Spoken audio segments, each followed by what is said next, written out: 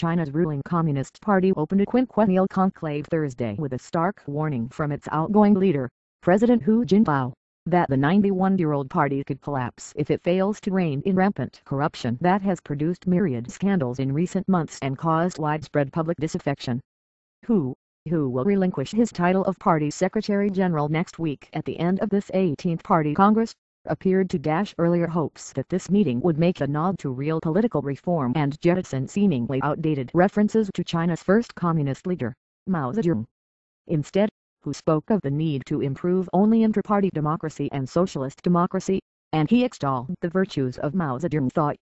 In an otherwise pro forma speech, filled with the usual Communist Party jargon and stretching well past an hour, Hu used strong language when he turned to the need to fight corruption, which many have said is the main reason for a growing popular discontent.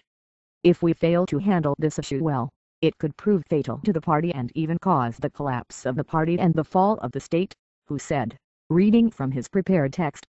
We should strengthen education about combating corruption and promoting clean government and improving the culture of clean government. We must maintain a tough position in cracking down on corruption at all times, Hu said. Conduct thorough investigations into major corruption cases and work hard to resolve problems of corruption that directly affect the people. Hu made no specific mention of the recent scandals that have roiled the country.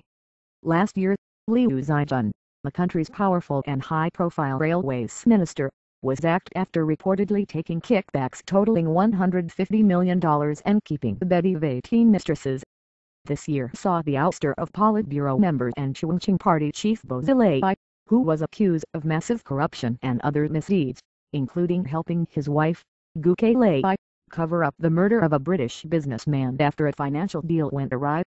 Bloomberg News reported in June on the more than $300 million in wealth amassed through multiple holding companies by extended family members of Vice President Xi Jinping, who is slated to take over from Hu as party secretary-general at the end of this session. And in October, the New York Times, citing public regulatory filings, reported that the family of Prime Minister Wen Jiabao controlled assets worth $2.7 billion. Neither report accused Xi or Wen of involvement in corruption.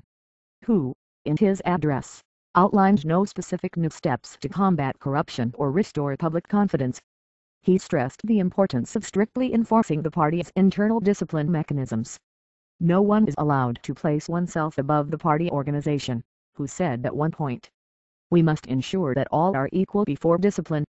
Some here considered that line an oblique reference to the case of Bo, who was seen here as using the force of his personality and his Chongqing model of development to create a populist, cult-like following, particularly among members of China's new leftists. After his fall, Bo was regularly derided by state-run media for trying to place himself above the party,